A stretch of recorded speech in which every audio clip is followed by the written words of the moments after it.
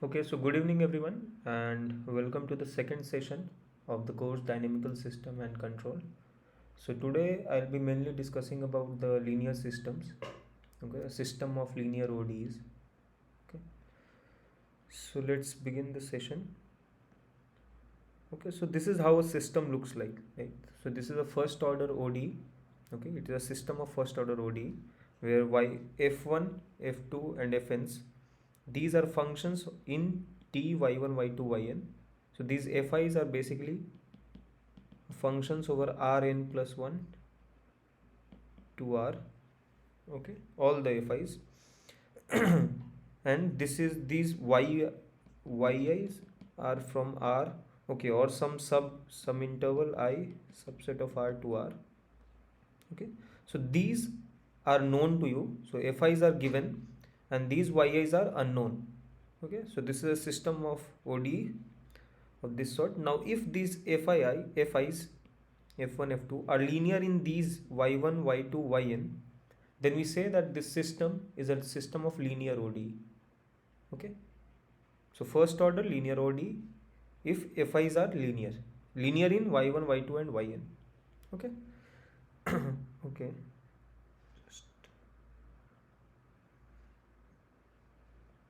yeah. Okay, so now if one puts some this initial condition that at some t naught, okay, so let us say that this system we are studying for t belonging in some interval I. Okay, so these are t. Now we are assuming that we are studying over an interval I. Now I am saying that suppose t naught belong to I. Now if I put some restrictions or initial condition of this sort, then this one along with this second initial condition is called IVP, which what we have seen in the last session, right? Okay.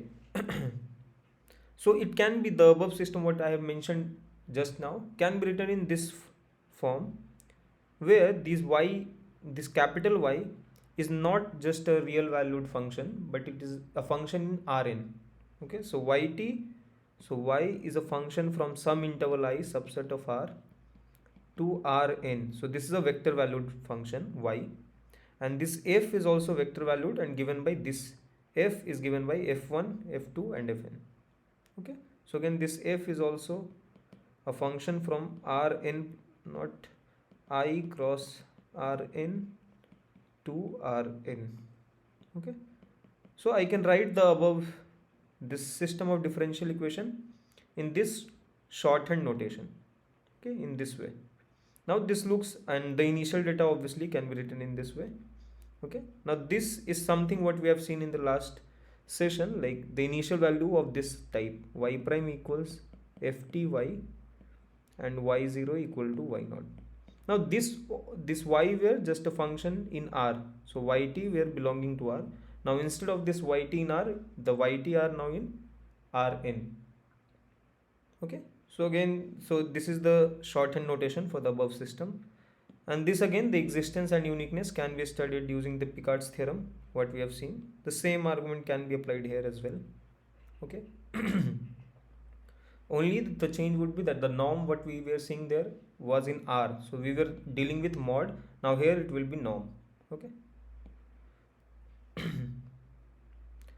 Okay, so now we have seen that, okay, this is a system how we can represent, but if you have been given nth order ODE, so here, earlier we were talking about first order ODE, right? So there was only one derivative y prime. Now if you have nth order differential equation, this one, okay, with some initial data like this, so y at t naught, y prime at t naught and yn at t naught given by some vector in Rn, then you can convert this differential equation in a system of first order differential equation. Okay. So if you denote this z1 by this yt by z1 and z2 as the derivative of y, okay, and zn as n minus 1th derivative of y, then the above system can be written in this way. Okay, I think I discussed this kind of example in the last session as well. So it's easy to see that you will get a system of ODE, first order ODE, which will be represented in this form with the initial data this. Okay, Okay, so now this is one example that we can look at. So you have, so now this is a third order ODE, but now it's a coupled. Okay, so the system is, there is a coupling. So you can see here it's Z and here Z. So this, there is a coupling over here and here as well, sorry, this and this. So these are the coupling terms that appears in this system. Okay, so how to convert this in a system of first order ODE? So we can follow the same thing, same rule, nothing new. So what we can do is, so we can define, let's say W1 to be Y, W2 to be Y prime, which is equal to W1, W3 equal to Y double prime, which is equal to W2 prime. This is W1 prime. And then, so that's it for W3. Now W3 prime can be given by Y triple prime, and from this equation, this one, you can see that Y triple prime can be written as minus Z prime plus 2Y plus sine t, right? So which is equal to minus Z prime plus 2Y is given by W1 plus sine t. Okay, now furthermore, so let me just,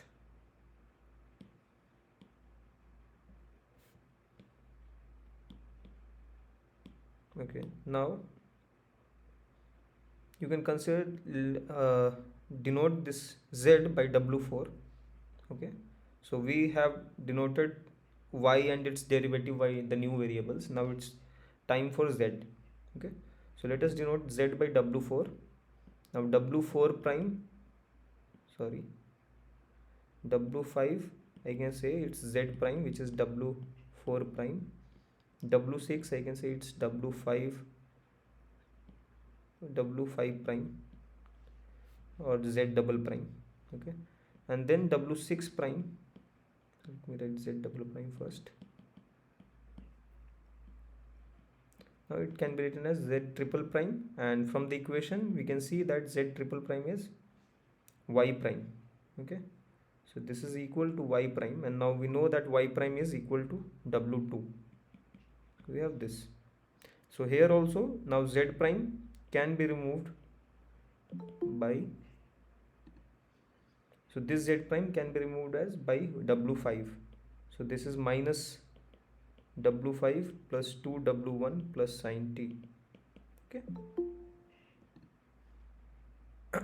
Now you can write this whole equations as this W1, W2, W3, W4, W6 whole prime. You can write it as, now W1 prime is given by, you can see W1 prime is W2. Okay, so you can, okay, so let me first write, this is W2. W2 prime is given by W3. W3 prime, okay, so let me write this as well. W3 prime is given by this one, minus W5, and then you have plus 2W1 plus sine t. Now W4 prime is given by W5, W5 prime is given by W6, and W6 prime is W2. Okay, now you can write this as a matrix. Okay, so this with W1, W2, W3. Okay, so only the terms, so this sine t is something which is not related to Wi, so I will keep this sine t separate. So 0, 0 sine t and then 0, 0. Okay, here what we have is, so W2 is at the second position, so it's 0, 1, 0, 0, 0, 0. W3 will have 1 here and rest 0. For W5, so this is 2W1, so 2 will be here, minus W5, so minus 1 will be here, rest will be 0. Here 0, 0, 0, 0, 1, 0, 0, 0, 0, 0, 1, and here it will be 0, 1. So this is how you can represent this whole equation. So this is the this representation, the first one. Now you can even write this in this matrix form.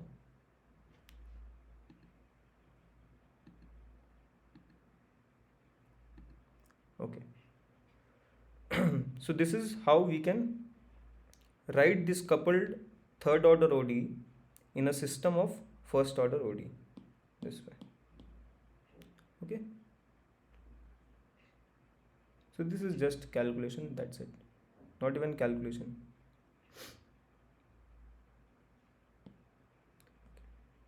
Okay, so now this is how we can represent in general, the system of first order ODEs, right? So this is what I was presenting you here, that this system, when the system is linear, you can represent it using a matrix.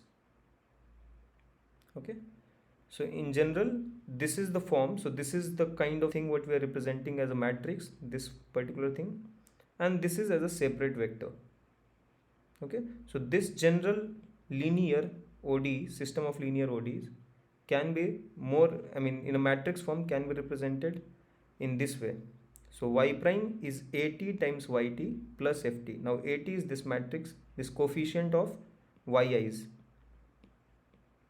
Okay, so these coefficients of yi's, so I'll write this AT YT, and then with whatever function is there of just of t, which does not involve y1, y2 or anything. So we'll just keep this separate functions as ft. This is a vector valued function. So this ft is in Rn, this yt is also in Rn, and this at is n cross n matrix over R. Okay, so this is how we can represent a system of first order linear ODE. Okay.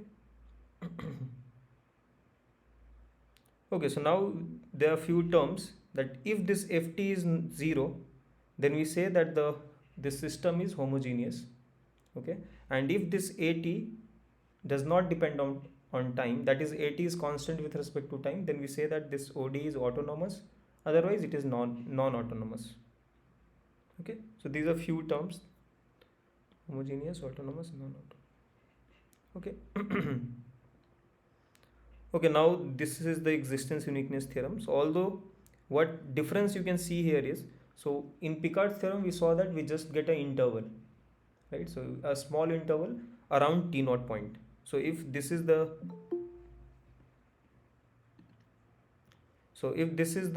initial point, okay, 0, then by Picard's theorem we could just say that in some interval minus h to h, which is around 0, will get existence and uniqueness of the solution, right? Just because, okay, so here the assumption is that at and ft are continuous. Okay, so this whole gt comma yt is a continuous in t and y, and this g is Lipschitz in y. Okay, so first notice this thing, since this is a linear, so this is a Lipschitz, so this g function is continuous in t and y. Okay, or let me more specifically, we should write y1 y2 till yn, and also it is Lipschitz with respect to these yi's. Okay, so Lipschitz with respect to the variable or the vector y1 to yn. Okay, so from Picard's theorem we can say that, okay, it has a solution and it will be unique in minus h to h interval. Okay, but this theorem is what this theorem is saying, that suppose this at and ft are continuous in the interval I. Okay, so here there is a typo, I guess, so it will be t naught, so then this will be t naught minus h to t naught plus h. Okay, so suppose this at and ft are continuous in some interval I, and this initial point t naught is belonging to that interval I, then for any y naught in Rn, okay, so this Rn obviously means that this norm is finite. Okay, whatever norm you want to take, it does not matter because we are in finite dimensional setup. So suppose this norm is finite, then this initial value problem has a solution on the whole interval. Okay, so it has a so for this particular kind of system, the solution exists on the whole interval I. Okay, so that's the only new thing what you can see here, and that's it. So this is something which is different from Picard's theorem. So Picard's theorem will guarantee you the existence and uniqueness of solution in this interval, but this theorem is saying that the solution will exist and will be unique in the whole interval I. Okay. Okay, so if you see that if AT is just a constant matrix A, and suppose this FT is 0, that means this both are continuous. So A and F are continuous over the whole real line R, right? So if they are constant, then they are obviously continuous with respect to time. Then the solution will exist over the whole real line. Okay. Okay. Now let us see some properties of the solution of this kind of ODE. So now we are not putting any initial condition. Okay, so that's the difference. So now there is no initial condition over here. So just consider this system of ODE, linear ODE. Okay, and more, this is homogeneous. Okay, so now see, if it has a solution, let's say y1, okay, and another solution y2. So see, now we are not talking about the initial value problem, so the solution is not unique now. Okay, if we put the initial condition, then the solution becomes unique. Okay. So suppose y1 and y2 are solution of this equation, then you can clearly check that y1 plus y2 is also a solution, and c times y1 is also a solution, and you can show that if you denote the solution space by v, then it will form a vector space, and the dimension of that vector space will be the whole n. So if we are working in Rn, this is the order of Euclidean domain. Okay.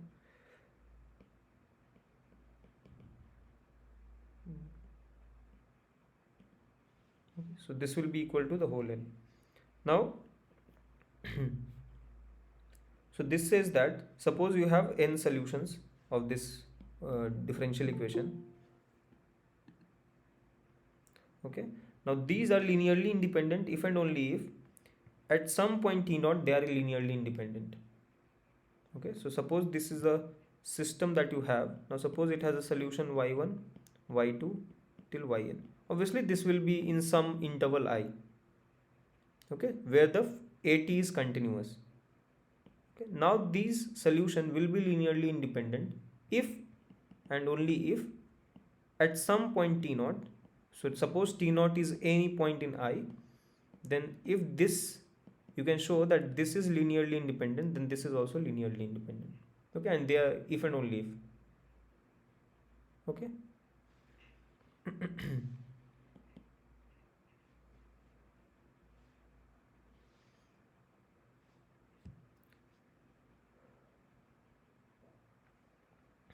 Okay, so now we'll talk about these kind of ODE where the matrix A is not depending on time. Okay, so now we'll be talking about autonomous homogeneous system of ODE, linear ODE. Okay, so autonomous and homogeneous. So now this, if you consider this A to be just a 1 cross 1 matrix, which is this one, right?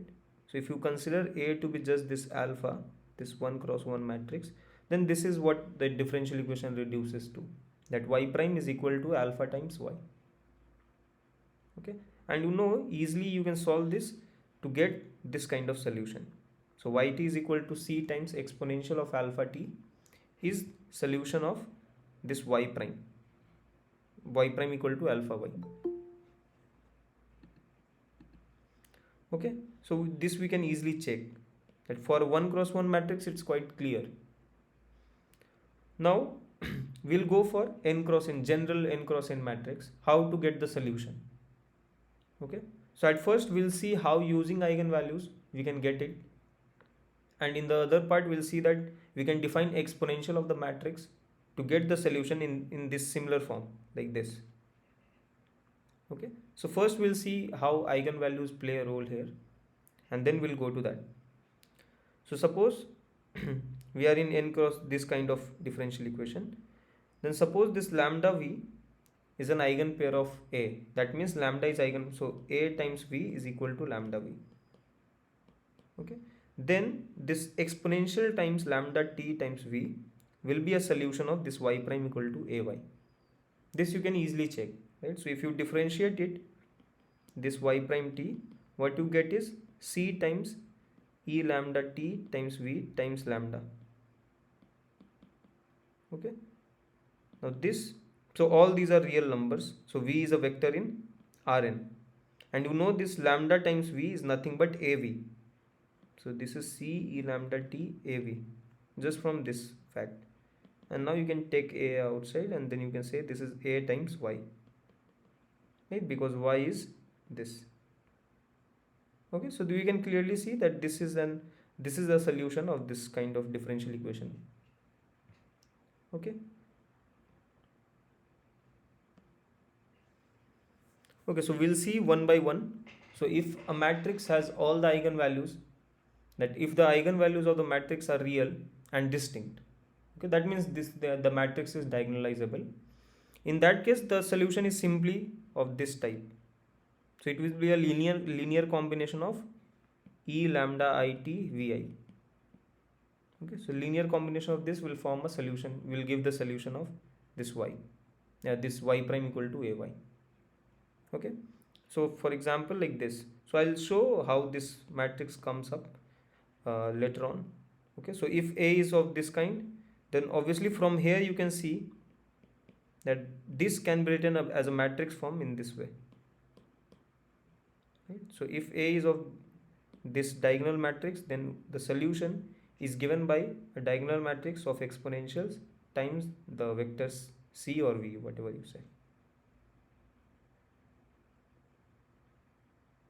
Okay,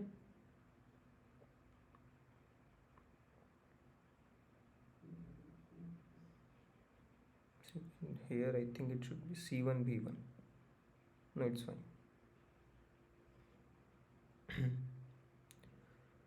Okay, now let us, so we saw that, okay, if the eigenvalues are real and distinct, then we have that, okay, the solution can be given as a diagonal matrix or the linear combination of E lambda I t times Vi. Now let us look at this matrix. So the eigenvalues you can calculate, that if you calculate lambda I minus A, you will get lambda square plus 1, and now if you equate it to 0, you will get lambda equal to plus minus iota. So now we have a complex eigenvalue.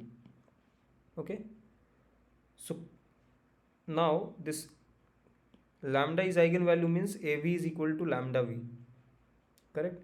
Now if this lambda is complex and this A is a real matrix, so V cannot be in R2, right? If V is in R2, that will mean that this is also in R2, but this we know that this is in a complex C2, right? So that means that the vector V should be in C2 as well. Okay, so the vector, the eigenvector over here, this V will be of the form V1 plus iota V2. Okay. So let us talk in generality first, and then we'll consider this example, that what this V are. Okay, we'll look at it. So suppose this lambda is equal to alpha plus iota B is a complex eigenvalue of A with the eigenvector V1 plus iota V2. Okay, then this E lambda TV is a complex solution of this y prime equal to Ay, right? Just in a similar way, because we know that if lambda V is an eigenpair, then E lambda TV is a solution. Now in this case it is a complex value solution, because this V is a complex number or complex vector. Okay. Now you can split this y1 as y1 plus iota times y2. Then you can see that this y1 and y2 also solves the differential equation for obvious reason. So if you have this y prime t equal to ayt, then you can see that this y1 prime t plus y2, so plus iota times y2 prime t, this will give you a y1t plus iota times a y2t. Now comparing the real part and imaginary part, you get that y1 prime t is equal to a y1 t and y2 prime t is equal to a y2 t. Okay, so you get, so this y1 and y2 are the real solution of the given differential equation. Okay, now if you can see that when eigenvalue is of this kind, you can represent in this way as well. So this matrix A, if you consider this matrix, then you can clearly check that the lambda, the eigenvalue of this will be alpha plus minus iota beta. Okay, for this matrix. So this will be the eigenvalues. Now say, then the solution will be given by exponential of lambda t v1 plus I v2. Okay, so we are considering just one eigenvalue, and you also notice that if the eigenvector corresponding to this is v, then for the conjugate eigenvalue, which is so lambda 2 alpha minus iota v, the eigenvector will be v bar, the conjugate of the eigenvector. Okay. So we are considering just one eigenvalue, and that is enough. So if we consider this, so this is e power lambda t and this is the vector v. If we split it out, we'll get this. So this is the representation of the solution, as this is the real part and this is the imaginary part with exponential, obviously. Okay, and the real solution can be given in this matrix form. So you can, from here you can write, so v1, you remember v1 is a, sorry, so here you see this v1 is in R2 and this v2 is also in R2. Okay, so you can consider this v1 as w1 plus w1 w2, this let's say w3 w4, and like this. Okay, and then if you rewrite it, you will get that it will be of the form y1t plus iota times y2t, where y1 is this and y2 is this. Okay, so this is the representation of the solution. So overall, if the eigenvalue of matrix A, or if A is of this kind, then the solution will be given by this. Okay.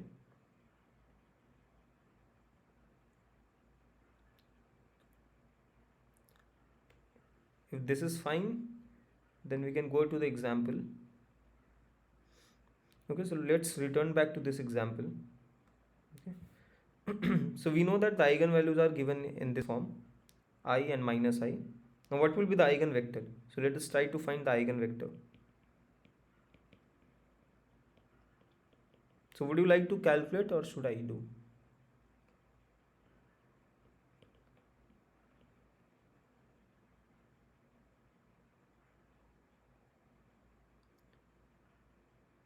Should I give some time or should I do it?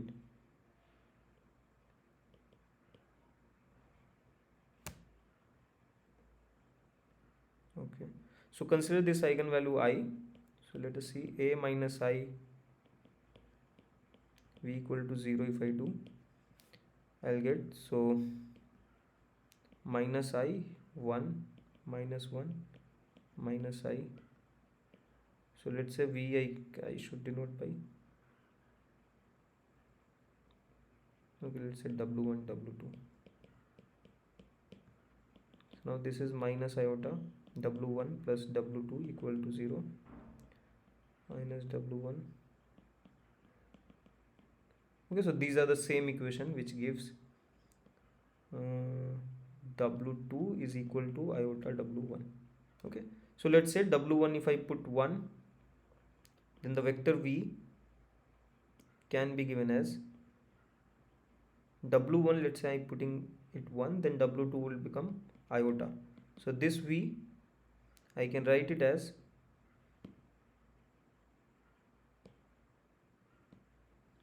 as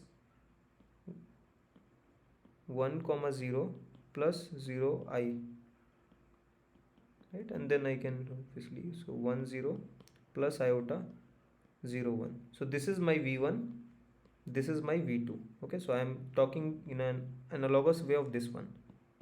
Okay, so this v1 plus iota v2 is eigenvector corresponding to the eigenvalue lambda iota. Okay, and for I, if you want to see the for minus iota, it will be just minus here. Okay, so this is the eigenvalue. Now let us try to look at the solution yt. So what will be yt? So y2, if you want to calculate, it will be just e raised to the power lambda. So lambda over here is it, and then you will have v. So v is 1i. Okay, now this I can rewrite it as cos t plus iota sin t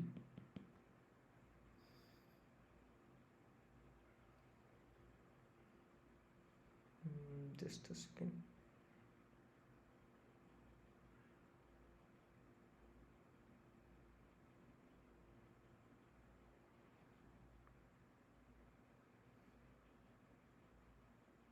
Okay,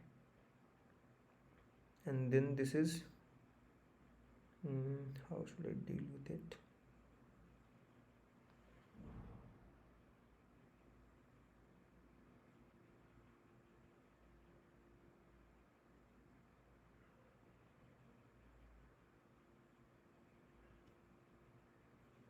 So this I can rewrite it as, how can I okay, so this is this, and then okay, so this is just real number, so it is iota times, so iota times cos t and then minus sin t.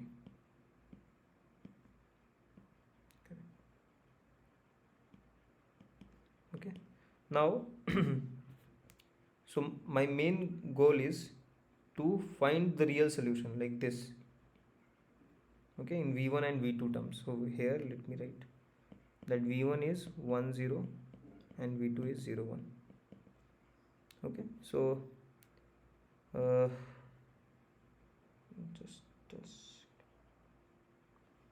so now I can write it as cos t minus sin t plus iota times sin t cos t, right? Now if I, so this is, I want to write in v1 and v2. Okay, so this is the complex solution. So I mean this one, right? So yt, this representation, okay, I is taken out. Now we will try to get the real solution. So we can write this one as cos t sin t minus sin t cos t 1 0, right? So this is this row, sorry, this column, okay, and then plus I times, so this would be the second column, cos t sin t cos t and then 0 1, right? So this column, okay, so this is your v1. So this is like what I just said here. So this is one y1t, the real solution. This is the second y2t. Okay, so this is y2t and this is y1t. So alpha is 0, so there is no exponential term there. Okay, so this is how the real solution will look. Okay. Okay, so we have talked about two cases. So one where all the eigenvalues were distinct and real. The second one we considered about the complex eigenvalue. Now let's talk about the eigenvalue where the repetition is there. So the eigenvalues are not distinct. So suppose there are ki, but the fact is that, okay, so there are two cases, right? So either, so suppose when multiple eigenvalues, there are two cases. One is where the algebraic multiplicity is equal to the geometric one, and the second one is where algebraic multiplicity is greater than the geometric multiplicity, right? So when the algebraic multiplicity and geometric multiplicity are same, then again it is, you can diagonalize it, right? And in that case you will have the all the eigenvectors what will come corresponding to the repeated eigenvalue will be linearly independent in this case. But here it won't be that. So here we'll just have, so suppose geometric multiplicity is k and this is n, then you will have k number of linearly independent eigenvector. So this n minus k, okay, I think I missed one point. So no, I told it. So when you remember that the solution space V is of dimension n. Okay, so that means if we want to write the solution the most general solution, then I should get n linearly independent vectors, right? So over here, since we are just getting k number of linearly independent vectors, we need to look for n minus k another vector, so that, so suppose this k linearly independent vectors are w1 till wk.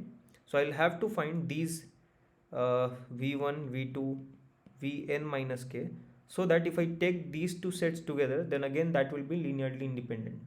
So if I combine this, I'll get n number of linearly independent eigenvectors. Not eigenvectors, but linearly independent vectors. And using these vectors, I can construct, give the solution space. I can give a basis of the solution space. Okay. So do you remember how the dimension becomes n? Do you remember the proof? So suppose I am saying this y prime is ay. Okay. Then we say that the solution space, so let's say V is the solution space.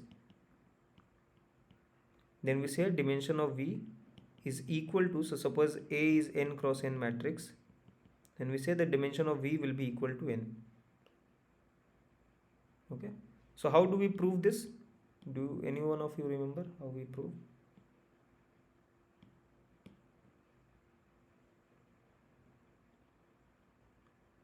No one?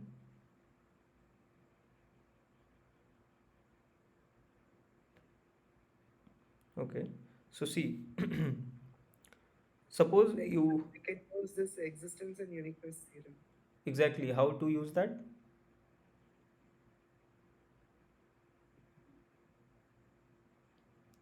You are correct.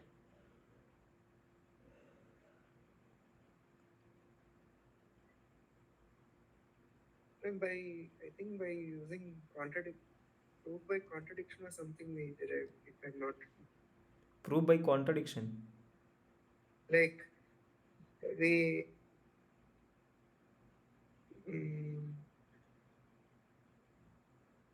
okay, I'm not able to recall correctly. Okay, I'll tell you. So see, you know that when y prime is equal to ay, and suppose you give some initial data, let's say y t naught is equal to y naught, then you know that it has a unique solution, right? Now suppose I choose a basis of Rn, so suppose beta equal to v1, v2 till vn is a basis of Rn. Okay, so what I'll do, I'll put y t naught equal to v1 first, then I'll get a unique solution y1. y1. Now if I change this v1 to v2, I'll get another solution y2, and these two will be linearly independent. Why? Because this v1 and v2 are linearly independent. I just mentioned this, right? So if you have y1 t naught and y2 t naught are li, if and only if y1 t, the solution y1 y2 are li, right? So using that fact, if I put any vector vi from this set beta, the basis, then the solution what I am getting yi is unique, and these y1, y2, yn are linearly independent vectors in Rn, right? So these are li vectors in Rn, and so it will form a, it can form a basis, right? So in that way, the solution what we are getting are linearly independent, and so the dimension of this solution space is n. Okay? Is this fine? Okay. So in using the same motivation that okay, we saw that we need n number of linearly independent vectors so that we can construct n number of linearly independent solution, okay, of the ODE. So I need n linearly independent this initial data to get n linearly independent solution of this ODE y prime equal to ay, and then I can say that the linear combination of these yi will give me the most general solution.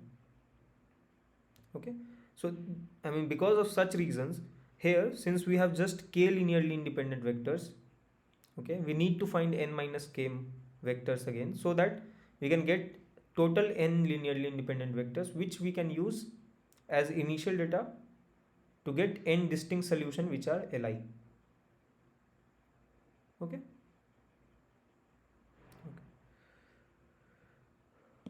Okay, so in this case, when the algebraic multiplicity and geometric multiplicity is same, in that situation we can simply say that the linearly independent eigenvectors, say v1, v2, vk, if we have these vi's, then the solution can be given in this way. Okay, just the linear combination, just like the case 1 where the eigenvalues were distinct. So see, the distinct eigenvalue is not required. What you only require is that the eigenvalue should have, all the eigenvalues should have distinct, I mean linearly independent eigenvectors. Okay, so that is the main thing what we need here. Okay, so now let's go to the second case where the algebraic multiplicity is greater than the geometric multiplicity. Okay, so in that situation we just have, so suppose here L is the geometric multiplicity and L is less than K, then we know that L number of linearly independent eigenvectors I can get. Okay, now the goal is to find K minus L more vectors. So for that we'll use the notion of called generalized eigenfunctions. Okay, or eigenvectors, sorry. So generalized eigenvectors. Okay, how we can find it? So suppose so far you have got L number of, okay, so I think, suppose so far you have got these many eigenvectors. Okay, so v1, v2, vl.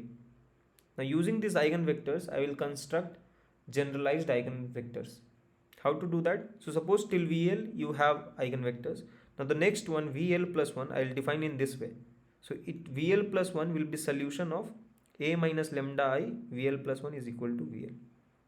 Okay, again vl plus 2 will be solution of a minus lambda I x. So consider this a minus lambda I x equal to some vector vk. Now I mean we'll do it iteratively. So suppose we get the, if I put vl here, I got from here x equal to vl plus 1. Okay, now I'll use vl plus 1 here to get x equal to vl plus 2. Okay, so it's kind of iteration we go, and this is how we define generalized eigen function vectors. Okay, and see the property over here is that if you multiply here by a minus lambda I, then this a minus lambda I times vl, this term will become 0.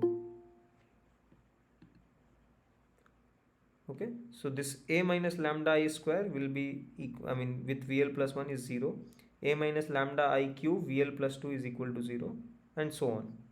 Okay, so this is how you can define, you can get eigenvectors, and these, if you combine all these vi's 1 to n, this will be linearly independent. Okay, so now we get n linearly independent vector. Now the goal is what will be the solution. So till vk, so when we were dealing with v1, v2 till vk, we know that these are eigenvectors. So corresponding to this e lambda 1, or okay, so the value is same. So e lambda t v1, e lambda 2, e lambda t v2 till e lambda t vk.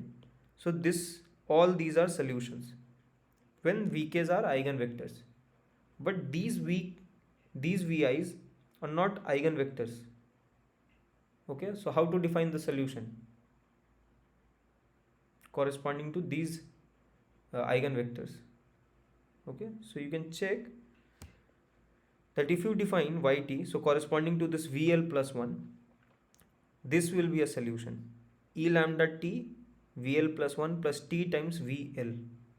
How it will be a solution? You can note that if you differentiate this y with respect to time, so first if you differentiate it, let's say, so y prime t will be e lambda t, and then you differentiate this, so you'll get 0 plus vl plus, again if you differentiate now this e lambda t, so you'll get lambda e lambda t vl plus 1 plus t vl. Right, so you can combine all this together to get v. So you can combine to get E lambda t, and then this lambda times VL plus 1 plus T lambda times VL plus this VL, okay, which is written here. Okay, so you got this term. Now you see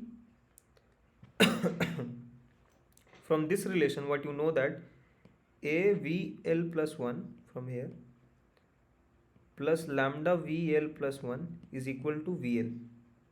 Okay, using this lambda VL plus 1 plus VL can be replaced by a VL plus 1. Okay, and the remaining term is T times lambda VL.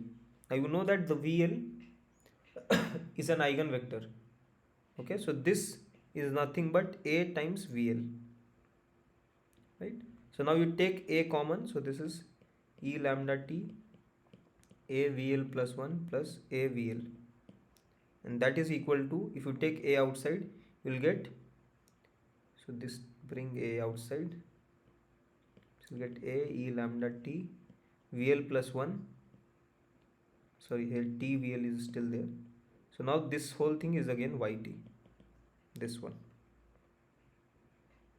Okay, so this is a solution of this differential equation y prime equal to ay. So this was for the case VL plus 1. Okay, now if you go for the last one, so you can increase it. So for VL plus 1 you are getting this. Now for VL plus 2 what you will get is, so corresponding to VL plus 2 the solution would be E lambda t as it is, then you will have VL plus 2, okay, the generalized eigenvector. In the second one you will have T times VL plus 1. In the third time you will have T square by factorial to VL. Okay, so every time it will end at VL, the eigenfunction, the eigenvector, the last eigenvector. Okay, so at last, so this is corresponding to VL plus 2.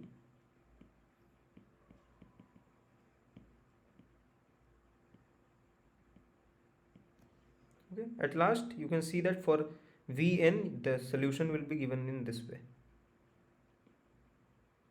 Okay, now how this is coming, I'll show you in a minute. So when we'll talk about, we'll define exponential and all, you will see that the solution is given in this form. Okay, and then from here you are getting this kind of relation. Okay, I'll show you how you are getting this. So this is the motivation for this will come in after few slides. Okay, okay, but as of now you can see that this is a solution. Indeed you can differentiate it this also, and you will see that it will be a solution of y prime equal to ay. Okay.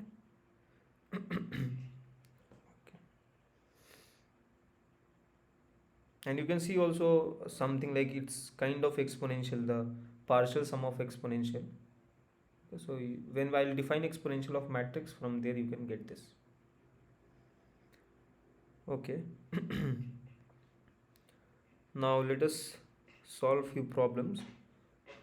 So suppose you have this second order differential equation. Okay, now you have to, obviously, so the first you already know one method to solve this kind of, this is a linear differential equation and you know how to solve this, right? So you know one method that you do this kind of thing, that m square minus 2m plus 1 equal to 0, and then from here you'll get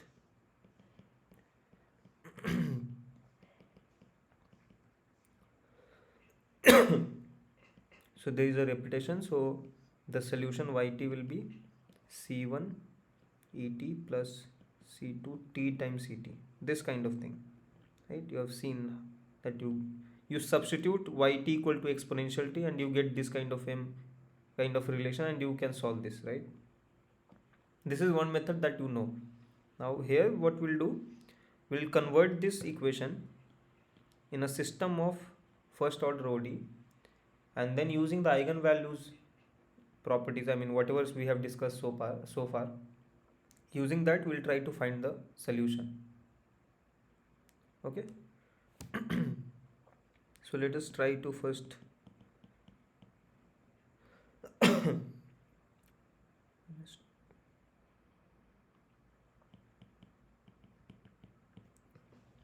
Okay, so again let us say that z1 is equal to y. So maybe you can try calculating this.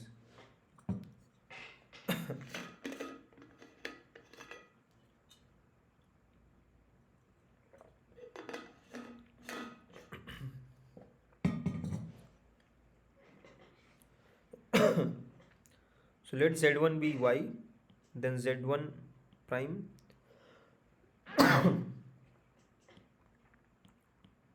so this z2 is y prime, which is z1 prime,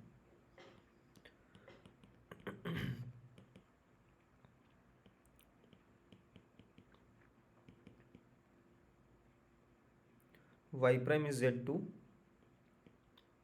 y is z1. So you got z1 z2 prime.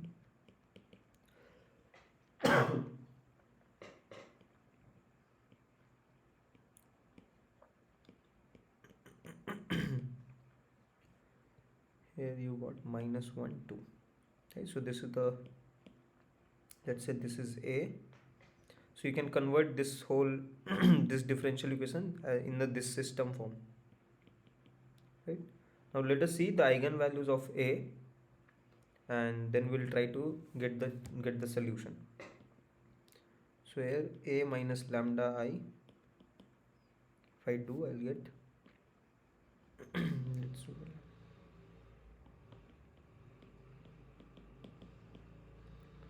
so lambda minus 1 1, lambda minus 2.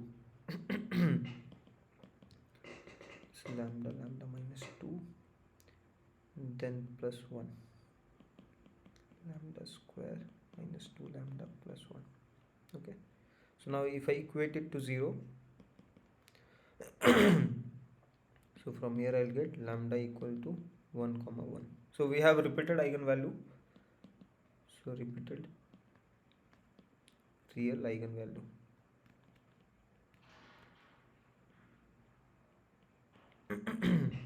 Okay, so now let us try to find the eigenvector. So a minus lambda I, if I do a minus I, so I'll get, so a is what, a is,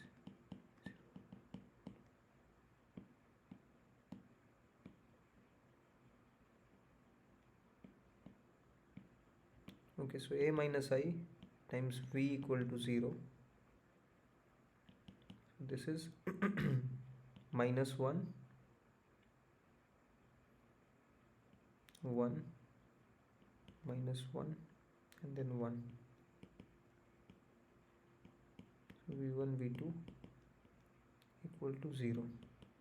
So from here we got v1 is equal to v2. Right? Correct. So let's say that, let us denote, okay, let me write this w, w1 w2.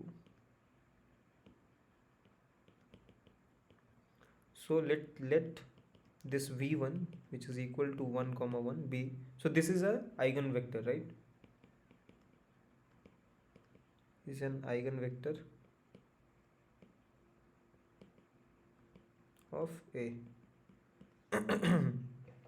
So now we have just got 1, so obviously you can see that this eigenvalue, the algebraic multiplicity is 1. Okay, so that's why we are getting just one eigenvector. Now our goal would be to get another generalized eigenvector. Okay, so let us find the generalized eigenvector.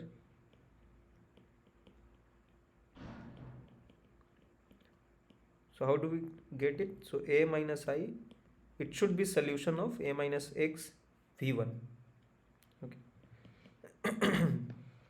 So a minus I is again minus 1 1 minus 1 1. Let's say this is x1 x2. So v1 is 1 comma 1. So from here you get minus x1 plus x2 is equal to 1. So x1 is x2 minus 1. So from here you can define v2 as, so let's say let me write this, x2 as 1 plus x1. Okay, so if I put x1 as 1, so this is 2. Okay, now you can clearly see that this v1 comma v2 are linearly independent. Okay, now what will be the solution?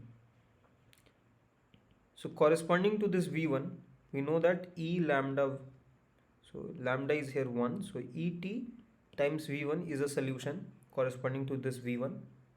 And for the v2, what we know that et v2 plus t times v1 will be the solution, right?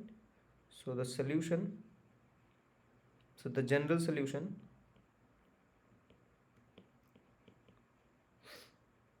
can be given by yt equal to c1 et v1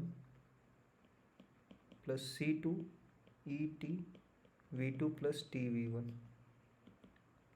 et, so c1 because v1 was 1 comma 1 plus c2, so v2 is 1, so 1 plus t and 2, sorry 2 plus v1 was 1 comma 1, so this is 2 plus t. Okay, so this will be the general form of the solution. You can write c1 outside as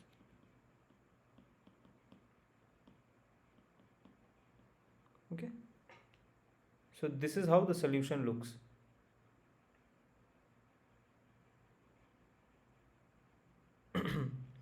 Okay, in a similar way, you can try calculating the solution for this differential equation y prime equal to, so where the matrix A is this. Now again here you can see that lambda equal to 2 is an eigenvalue. Okay, this is in canonical form with algebraic multiplicity 3 and geometric multiplicity 1.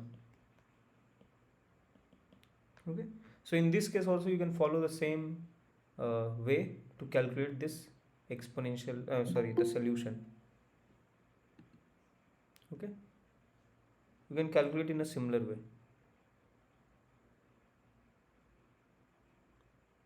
Okay. Should I do this or you can do that?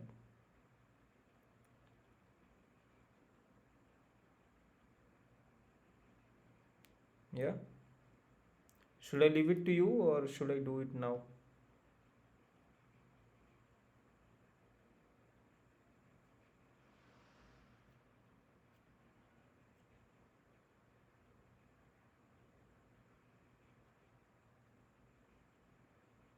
You can We tell. will try. Okay, you will try. Okay. Okay, then this is what I was talking about, that a general way of representing the solution is using the exponential of a matrix. Okay, so this is how you define exponential e of at. Okay, and for that obviously this series is uniformly convergent for all t in R. Okay, so this whole series is uniformly convergent with respect to t. Okay, and this obviously the norm of A is finite, so A is a n cross n matrix and the norm is finite.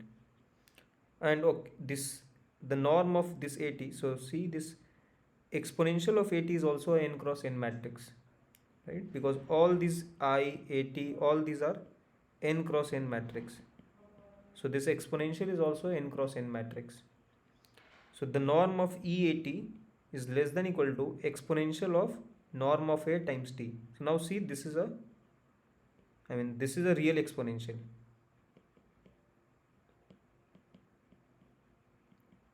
Right? So this norm A is a real number and this is a real so E of some constant times t.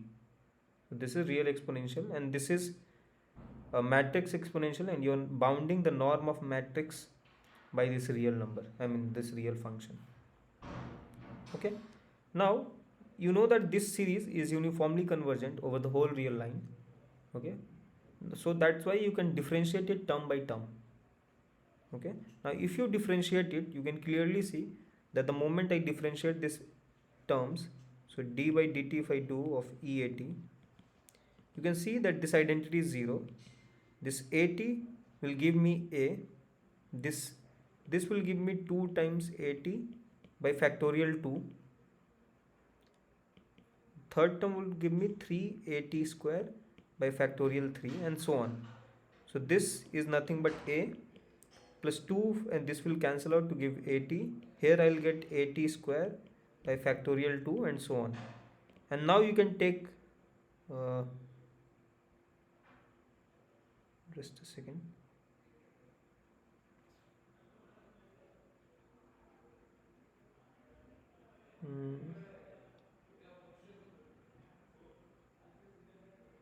Correct. So now if I take A outside, so I'll get I plus T. No, something is wrong.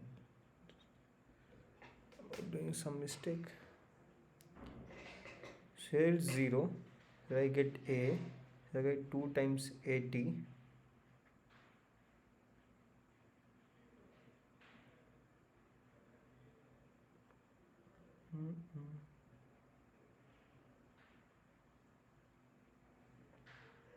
A squared T.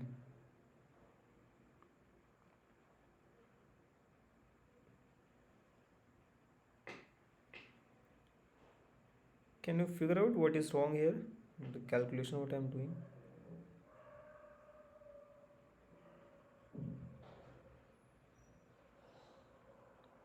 Zero.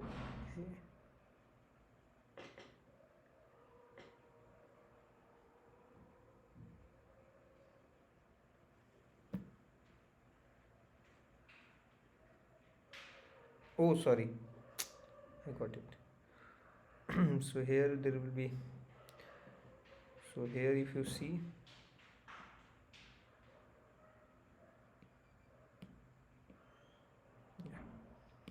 So here like there is a chain rule, right? So I first differentiated this exponential and then I again this AT, if I differentiate I'll get A. So this is A here, and then you will get here 3 AT square and then again A by factorial 3. So what you are getting is, now you can take A outside. So this is I plus AT plus this is AT square by factorial 2, and so on. So again you will get exponential. So this is A times EAT. Okay, so this is how the derivative is done, and this is what happens for real exponential as well, right? And the reason is again the same, that because we have similar sort of expression.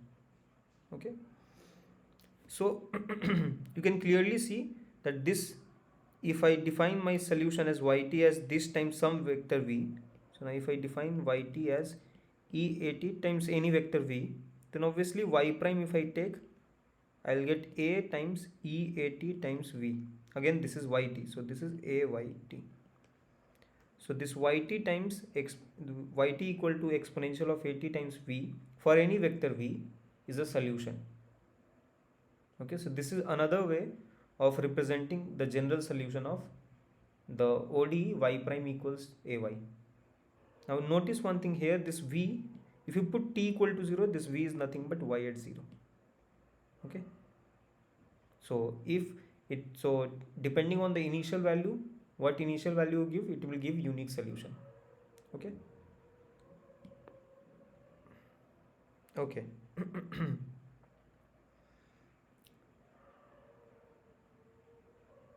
Okay, so as I was mentioning before, that when we have this repeated eigenvalue, how do I, using generalized eigenfunction, I said that it has a certain form. Okay, now that certain form actually comes up from here. So see, yt, we know that yt equals EAT times V is a solution. Now I can write this in another way, A minus lambda I t E lambda I t. This I can do. Okay, and this product of these two matrices is nothing but E lambda t, E a minus lambda I t times p. Okay, now this is just a real number, so we don't have to worry about this. Now this is using the definition this, and if v is the eigenvector, then you can see how you will get that form. So what I wrote here, so you see here, how did I write? E lambda t I plus t, but I stopped just at 1. So you know that exponential of e a minus lambda I t, if I write, how, what will I get? I'll get I plus a minus lambda I t plus a minus lambda I square t square by factorial 2 and so on. But and then multiplied with this vector v. Okay, so all thing multiplied with vector v. Okay, now this v, the way I have defined uh, this vl plus 1. So when I am multiplying this v, when I am choosing this v as the eigen function vl plus 1, you see these all terms will vanish. From here everything will vanish. So what I am left out with is this term, because see vl plus 1 a minus lambda I square vl plus 1 is 0, and in fact if you take now a minus lambda I raised to the power k vl plus 1 will be 0 for all k greater than equal to 2, right, from here. So that's why this summation stops at finite, I mean just after one term. Okay, so this is how, I mean, this expression pops up here. Okay, so this is the most general way of representing the solution. Okay, okay, and why I was able to do that, so over here we have used this fact that E of a plus b is equal to ea times eb if ab commutes. Now here this lambda I is a scalar matrix which commutes with every matrix, so that's why we can write this as product of two matrices, two exponential matrices. Okay, is this fine? Now if you take two similar matrix A and B, okay, that means A is equal to P B P inverse for some non-singular matrix P, then now if you calculate E of A, what is that? E of P B P inverse. If you expand it, so what you get is, you will get I plus P B P inverse plus PBP inverse square. So PBP inverse PBP inverse by factorial 2 and so on, right? Now you see here P inverse and P will become identity. Even when you are making cube, so PAP inverse, PAP inverse, PAP inverse, in that case this P inverse P will become identity. So P a P inverse raised to the power k is nothing but P a raised to the power k P inverse. Okay, so that's why here you will get P B square P inverse by factorial 2 and so on. So now you can, this identity can be written as P inverse. Now you can take P outside from the left and P inverse from right, and now you will left out with I plus B square by factorial 2 plus this, so on. So you'll get P times exponential of B times P inverse. So this is this. Okay, now why I have written this, because in general, like when you are going to calculate exponential of a matrix, you suppose you know that this matrix is diagonalizable. Okay, so let me write it somewhere. Okay, so suppose, so this is just a remark. So suppose A, you know that A can be, A is similar to some, let's say, simple matrix lambda 2 lambda k. Now calculating exponential of this matrix is much easier, as I'll explain just now. So the exponential of this matrix is nothing but, like as I mentioned here, that it will be E lambda 1, E lambda 2 and so on. Okay, now if A is similar to this, that means there will exist a matrix P such that A, P, B, so let's say this is diagonal matrix T, this kind of thing it will happen, that A will be equal to this. Now EA will be equal to P, ED, P inverse. Okay, so this you already know that this is of this form. P and P inverse, using the eigenvectors you can find what the P matrix will be. Okay, so in this way it becomes easier to calculate exponential of a matrix. For any given matrix A, it is very difficult to find the exponential, but you can write it in a canonical form, and using that, the canonical form, you can write the exponential easily. So I'll give few examples. Okay, so that is why I have mentioned this property over here. Okay. So now let us look at the exponential of this matrix. This is a diagonal matrix. Okay, now if you want to calculate exponential of this, how will you do? So EA will be I plus a square by factorial 2, and so on. So this is nothing but, so identity 0 1 0 1. This A will be lambda 1 0 0 lambda 2. This A square, so if A is diagonal matrix A1 till AN, then you know that A raised to the power k is nothing but the A1k till ANK, right? So this is how you get the power of this. So here you will have lambda 1 square by 2 0 0 lambda 2 square by 2. Again the third term would be lambda 1 cube by 3 factorial 0 0 lambda 2 cube by 3 factorial, and so on, right? So now if you sum this all, you will get 1 plus lambda 1 plus lambda 1 square by factorial 2 plus lambda cube by factorial 3, and so on. This will be 0, this will be 0, and here you will get 1 plus lambda 2 plus lambda 2 square by factorial 2, and so on. So this is nothing but, this is exponential of lambda 1 0 0 exponential of lambda 2, right? So this is what, okay, so here if you multiply t, you will get tt here, that's it. Okay, so this is, so if you have been given a matrix which is very complicated, I mean looks complicated, but you can obviously, if it is diagonalizable, you can find the eigenvectors, eigenvalues, eigenvectors, and then you can write it in a simpler form like this if it is diagonalizable, and then you can calculate easily. Okay, now let us look to the second example. Okay, so when A is of this form, okay, then this exponential will be given in this way. Okay, how to do that?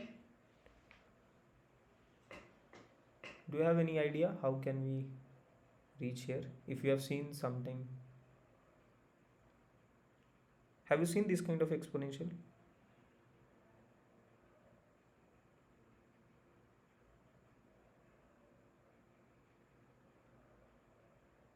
No?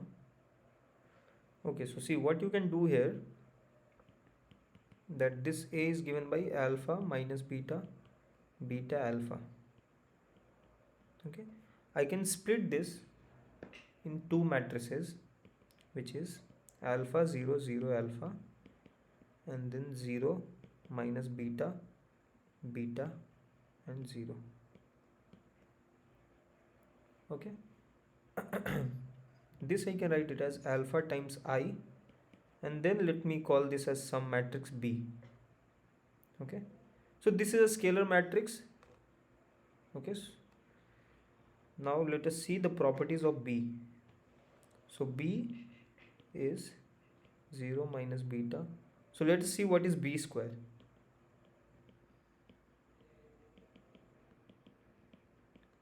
If you multiply it, you will get here minus beta square 0 0 and then minus beta square. So again this is a scalar matrix. So minus beta square I. If you cube it, you will have minus, so you will have minus beta square I times 0 minus beta, beta, 0, right? So identity doesn't matter here, so you will get 0 beta q minus beta q 0, right? Okay, so this I can, okay, so here also you can write it as some, okay, sorry, here you can write in a simpler way, beta times some matrix, let's say b only, okay, b, this is beta, this is b, so let me remove this beta, unnecessarily square is coming up, okay, so 1, so minus 1, this is minus identity, now again this is minus 1, 1, 1, 1, 1, okay, okay, let it be.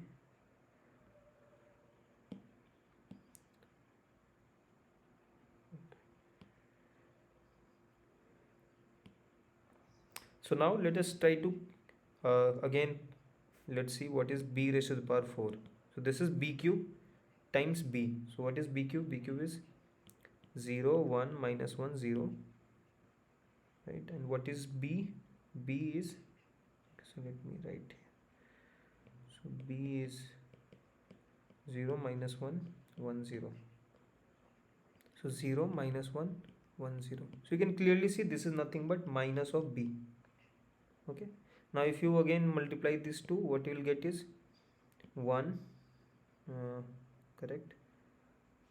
Okay, let me see, 1, and then you will again, if you multiply here, you will get 0, 0, 1. So this is identity. Okay, so what we have got is b square. So let me just summarize it here. So b, okay, b is the 0, minus 1, 1, 0. B square is minus identity, b cube is minus b, and b4 is identity. Now the moment I get identity at fourth power, now if I again do multiplication, so b5 will be what? Identity times b, so which will be b. b6 will be what? B times b, so it is b square, which is minus I. b7 will be again minus b, and b8 is again identity. You can clearly see this is behaving like iota, right? And in fact, if you have seen in complex analysis, if you have studied, you must have seen that this is some sort of matrix representation of this eigenvalue alpha plus I times beta. Okay. Okay, so this is sort of the real part, this is the sort of imaginary part. So this is like, that's why this behaving like iota, this matrix. Okay. Okay, so now we have got this property of b. So now let us see what will be e raised to the power a. Okay, so e raised to the power a is nothing but, so at here. So at is what? At I have written alpha I plus beta b. So alpha times I plus beta times b times t. So clearly E, now these two matrices, this is a scalar matrix, so it obviously it commutes. So we can write this as E alpha I t times E beta b t, just because they commute. Now this is nothing but E alpha t and E beta t times the matrix B. Okay.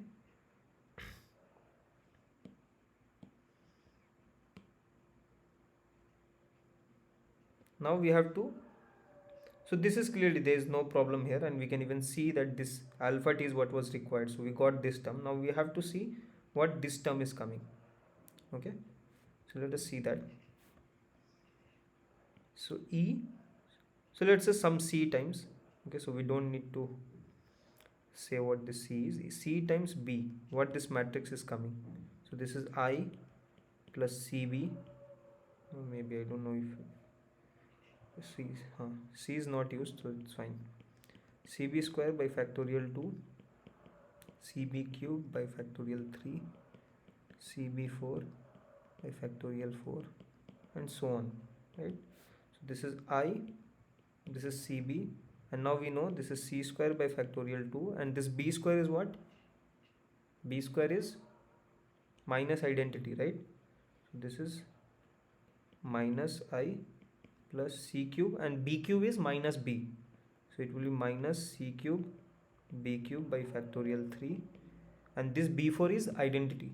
So this is C4 by factorial 4 identity, and so on. I mean, similar sort of repetition will be there. Now what you can do, you can combine this I all together. So B cube is minus B, sorry. So this is here. So combine this I term together. So what you have is 1 minus C cube by factorial 3. Again you will have minus C5. Just a second, I missed something, sorry.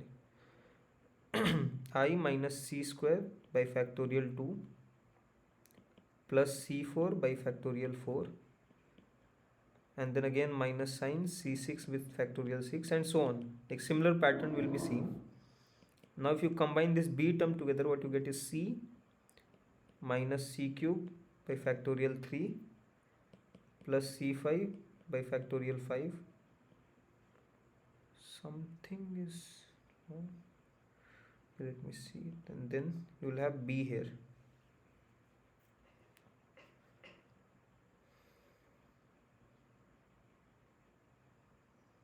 Right? Okay. So this times identity. So this is the cos C times identity, and here you have sin C with B. Okay, so let us write. So this is cos C, 0 0 cos C, and here you have plus what was B? B was 0 minus 1 1 0. So 0 minus 1, so minus 1 is minus sin C 0. If you combine it together, you will get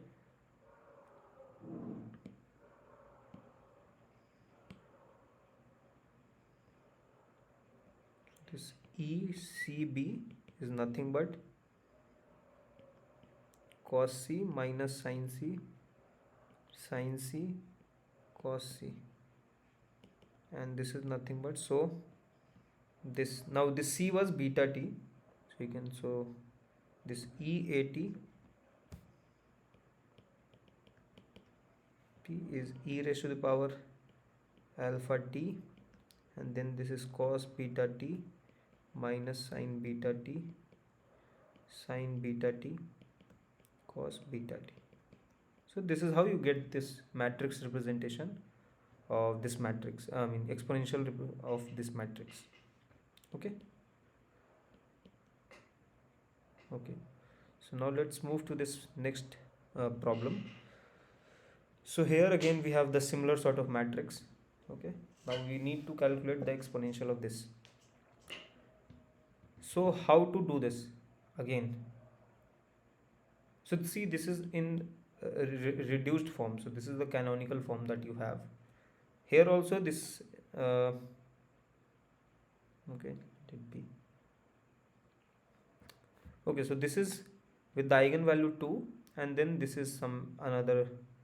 So here you can see, I think this was in the previous example, that algebraic multiplicity is 2 and 3, and geometric multiplicity is 1, because of this Jordan canonical form we have. Okay. Okay, so now the question is to find the exponential of AT. Now again here also what we'll do, we'll split this A in two parts. Okay, so see, this A can be written as 2 times identity plus say matrix N, where N is the nilpotent matrix. This is 0 1 1 0 0 1 0 0 0. Okay, you can clearly see this is nilpotent matrix, and so what will be N square? So N square will be 0 0 1 0 0 0 0 0 0, right? And N cube will be the 0 matrix. Okay, so the benefit what we are getting is we don't need to worry about the infinite terms. Okay, so this is the special property, I mean what we can use in finding the exponential. Okay, so what will be exponential of, so e of at can be written as e of 2 identity plus I plus n times t. Again, this is a scalar matrix, so it will commute with any matrix, so you can write it as e 2yt and e nt. Now this is nothing but e 2t e raised to the power nt. So this is e 2t. Now I know that this can be written as I plus nt plus n square t square by factorial 2. That's it, because n cube is 0. So now everything is 0, so we don't need to care about that. So we have got this. Now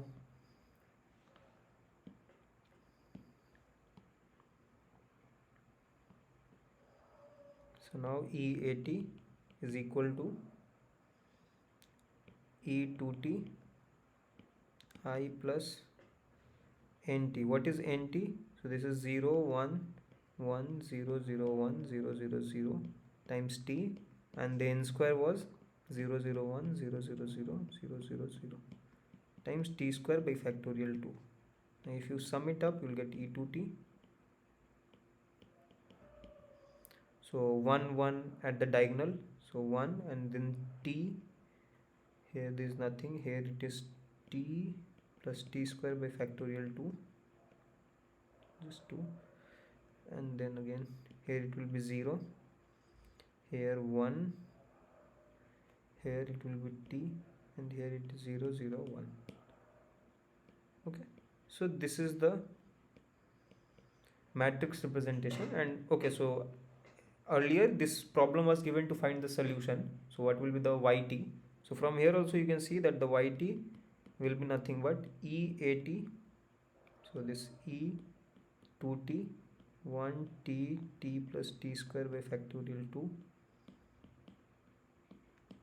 times the any general matrix V1 V2 V3. Okay, so this is the general solution of the underlying differential equation. Okay. Okay, now let us see this example. Now how should you calculate the exponential of this matrix? You can clearly see that this matrix is written in the reduced form, right? So this is canonical, and you can see here clearly that this is the block in the block matrix, right? So let's say this is A1, this is 0, this is 0, this is A2. Okay, now if you have a block matrix of this kind, then exponential of A can be given as exponential of A1 0 0 exponential of A2. Okay, this you can prove. Okay, now this exponential of A1 you can calculate in a similar fashion. This exponential of A2 also you can calculate, right? So this we have already seen, at least this one. So this one here we have seen this kind of example, right? So here alpha, if you put alpha equal to 0 and beta equal to 1, you get this matrix. So you know the exponential of this, and this also the exponential you can calculate easily. So you can write this A1 as 2 times I plus this another nilpotent matrix n, where n is this 0 1 0 0. In this case, E of A1 would be given by E of 2i plus n, and this is E of 2. Okay, and E of, okay, so if you want to put nt, E2t E of nt, and this is E2t, and this if you expand you will I plus nt, because n square if you do it will be 0. So this is the exponential representation of A1. And B1 sorry, for A2 you can just get the answer from there. Put alpha equal to 0, beta equal to 1 to get this exponential. Okay.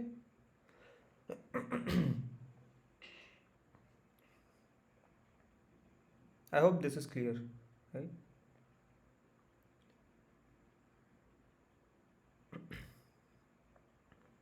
Okay, so now let us come to this question. So suppose you have a subspace of Rn E, okay, and you know that this matrix A shall have this property, it is invariant. So the space E is invariant with respect to A. What does it mean? That if you take any x from E, then this would mean that AX is also in E. Okay. What you have to prove is that this space subspace E is also invariant with respect to the exponential. Okay, so that's the question.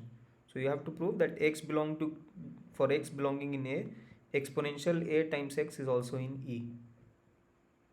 Okay, so let us see that. So let x belong to E. Okay, what you have to show is exponential A times x, which is equal to I plus AX plus A square x by factorial, sorry, correct, A square x plus A cube by factorial 3 times x plus so on below. So here it will be x belong to E. This is what we have to prove. Okay, so let us define this. First let us see the how does x, the space E, behaves with the polynomial power of A. So we know that x belong to E implies A of x belong to E. Now A of x belong to E, this would mean that A times A of x belong to E, that is A square x belong to E, right? Again you can repeat the same procedure. Now A square x belong to E, so A times A square x belong to E, that is A cube x belong to E. This means that A raised to the power k times x belong to E for all k belonging to N.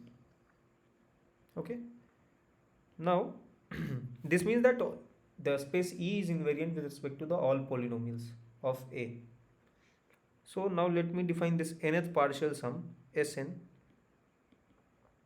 to be summation n equal to 1 to capital N, sorry, n equal to 0, and then you have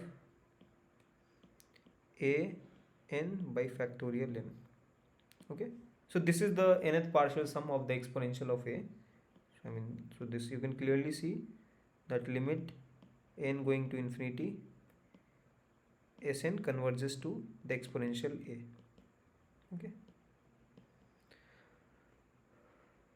okay, now see that Sn of x, if you see, this is equal to n from 0 to capital N, a n times x by factorial n. Clearly we know that a raised to the power n times x is in E for all powers of, for all n, and this n factorial is just a constant, or it is coming from the underlying field real number, right? So that is why this linear combination will also belong to E, since E is subspace, right? So it is a vector space, so we have this kind of property. Now you also have one more property.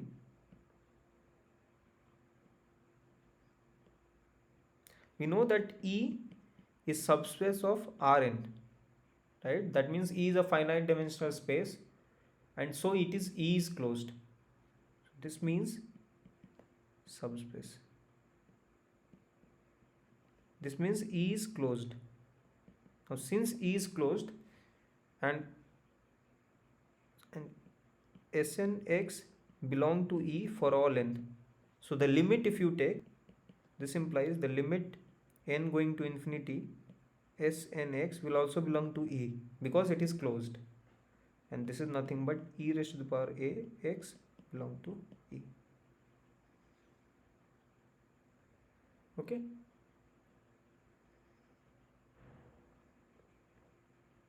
is this fine? Okay. Now let us come to this problem. So this is not related to what we have discussed so far.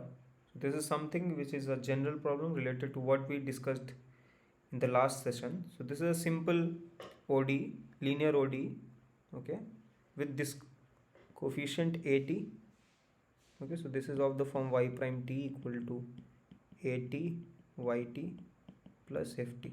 Okay, so this is the differential equation we have. This is a linear differential equation, first order. Here this coefficient at has certain properties. So this at and ft are continuous on the whole real line R, and it has this kind of lower bound that at is greater than equal to some alpha which is strictly greater than 0, and the property on f is that limit t going to infinity of ft is 0. Okay, so you have to prove that yt also goes to 0 as t goes to infinity. So obviously the first thing is that, okay, this ODE is well posed, that we have already seen. Just because AT and FT are continuous or whole real line R, we know that unique solution exists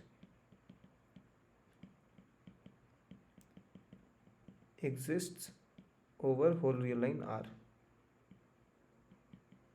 Okay, and what you have to prove now, that as t goes to infinity, the solution y2 goes to 0. Okay, so this is the question that we have. Is this clear? Now you can try to think for a few minutes. Okay, I'll just come.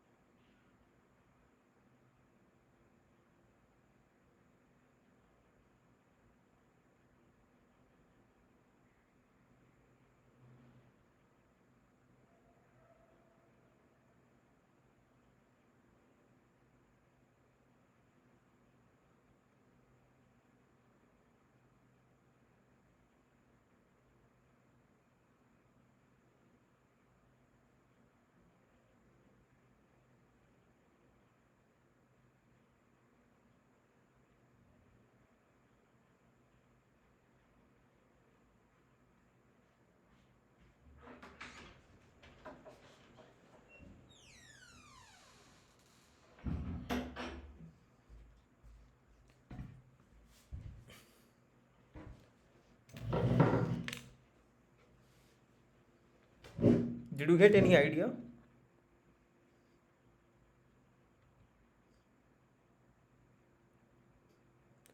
So what kind of ODE? This is a linear ODE, right? And this is the just one differential equation, not a system. So see, what is the ODE? Y prime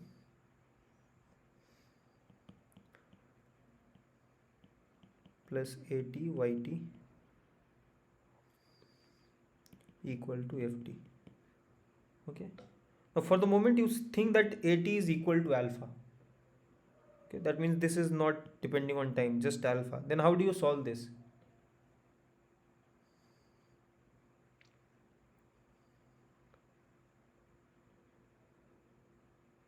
This is a linear ODE. So you do, how do you do?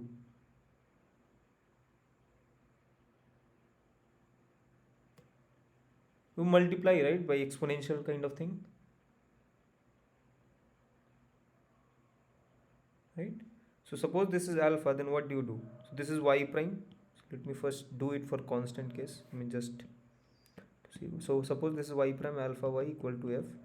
And what you do, you multiply y prime e alpha t alpha y equal to f e alpha t. Now this two you can combine this as y e alpha t prime, and this is f e alpha t, right? Now you just integrate, you will get yt e alpha t minus y0 equal to 0 to t ft e alpha t, like this kind of, or tau if you want, tau, right? This kind of, this is how you solve it. Then your goal would be to check how this, the behavior of f, how is it affecting the behavior of y, right? Yeah. So let us try to solve now with time. We will again the same idea. So what we do, so multiply the differential equation by the integrating factor by, so what will be the integrating factor here, so exponential of as and then you ds 0 to t, right? Now when it is constant, this is just e alpha t, right? Okay, now when you multiply this, what you get is y prime t e 0 to t as ds plus at yt e 0 to t as ds ft,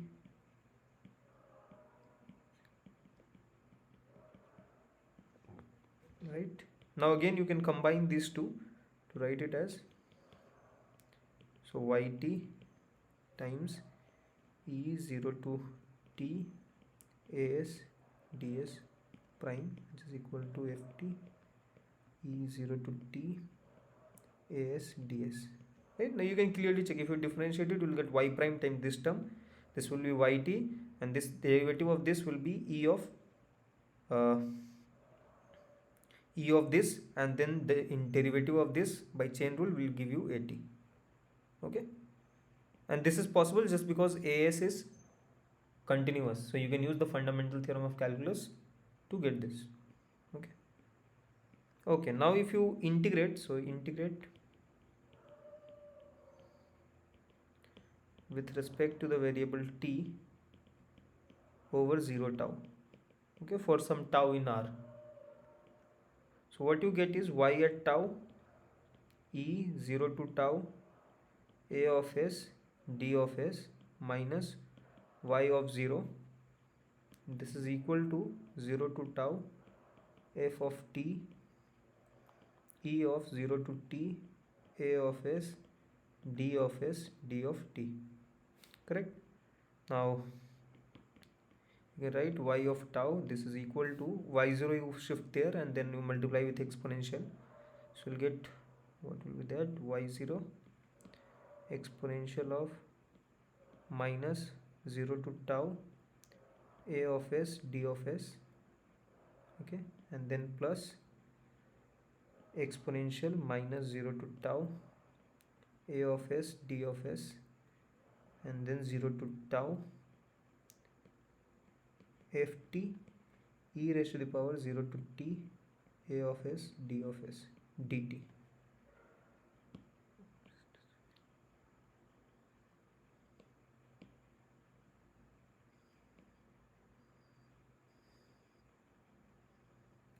Okay, so this is the expression what we have got for y tau. Okay, now tau is any positive real number. Over here, now you can make, I mean, bring this term in the integrand, because that is independent of t with which we are integrating here, right? So you see here, so let me copy this.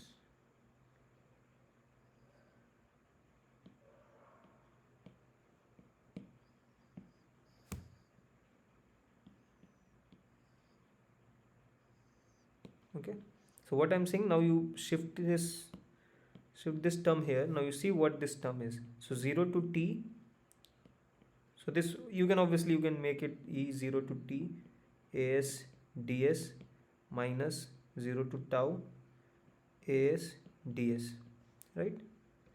Now this tau, so this, see, t this t over here, since we are integrating from 0 to tau, so t is less than tau. Okay, so it's like, so just look at this term, so forget about exponential. So this is saying that t is somewhere here, tau is here. You are integrating with respect to time, okay, which is this region, and integrating with respect to tau, I mean till tau, so you are getting this region. Now the difference of these two will be this region, obviously this one. So this is nothing but minus of, since this is the minus sign, t to tau a of s d of s. Okay, so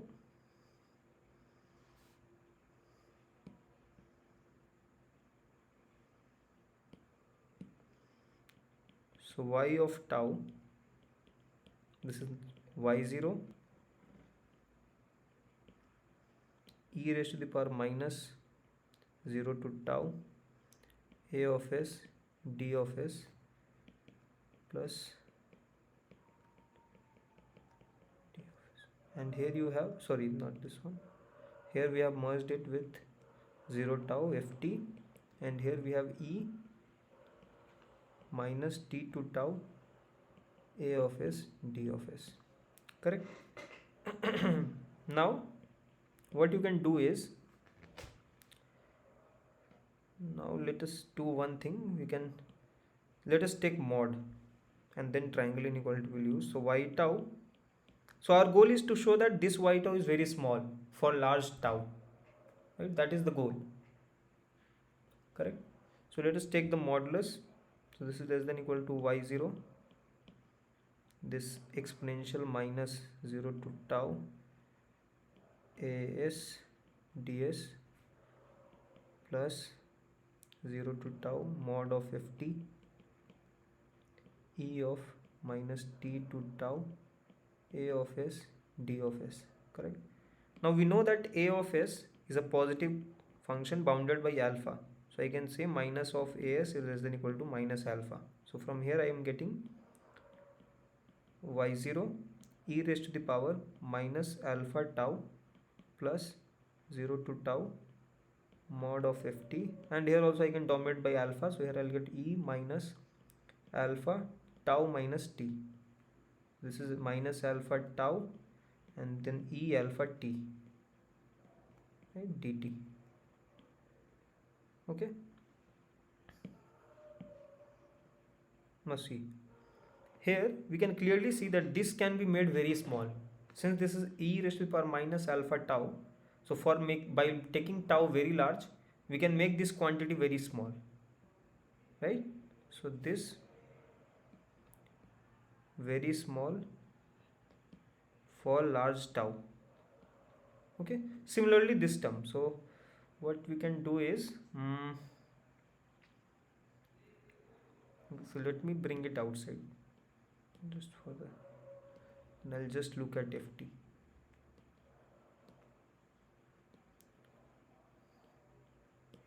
Again, if you see here, this term can be made very small, but you don't know about this term, right? If you take tau large, this can grow very large, this can become very large, because you are increasing the domain where you are integrating, right? So this is becoming small, but this you don't know. But what you know is that this function ft goes to 0 for large time t, right? This is what you know. So let us try to use that. So let me copy this.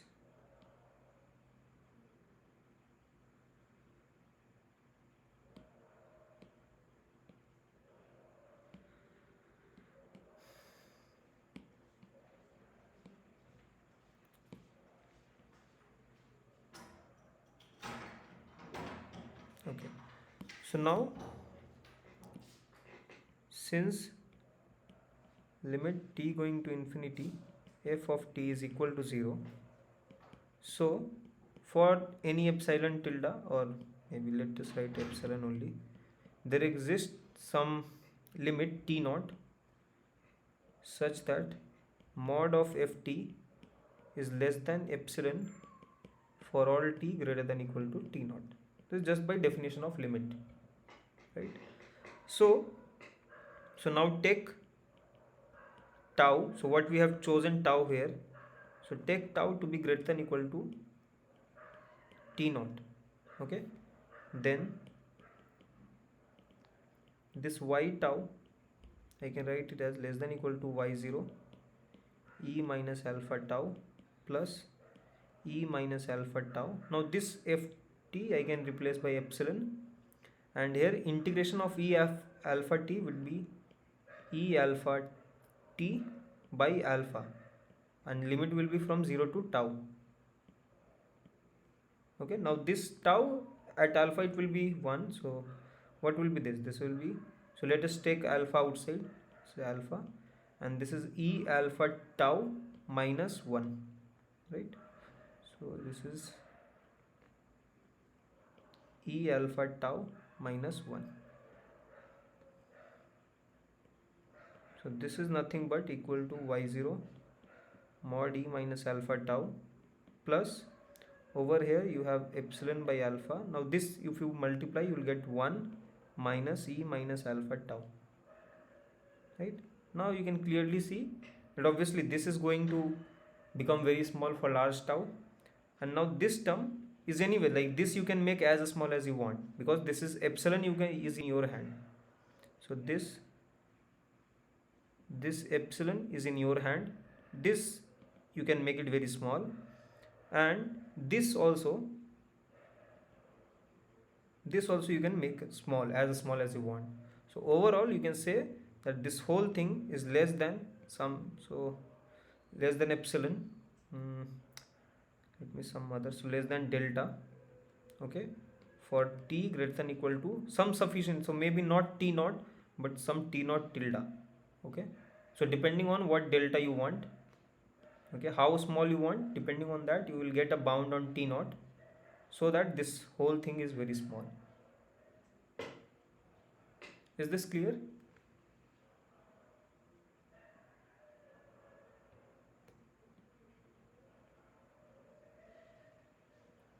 So what we got is this y tau can be made very small for large tau. So okay, so here tau, it should be tau.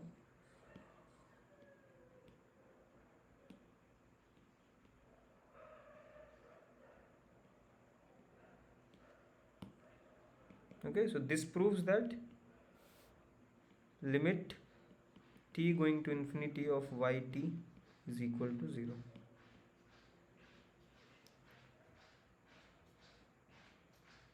Is this clear?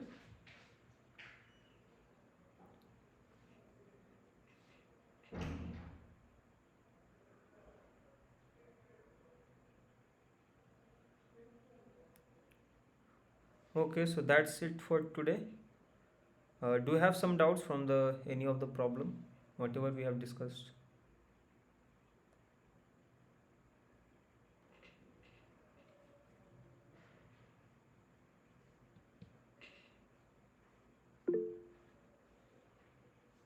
Okay. What about others? Was everything fine?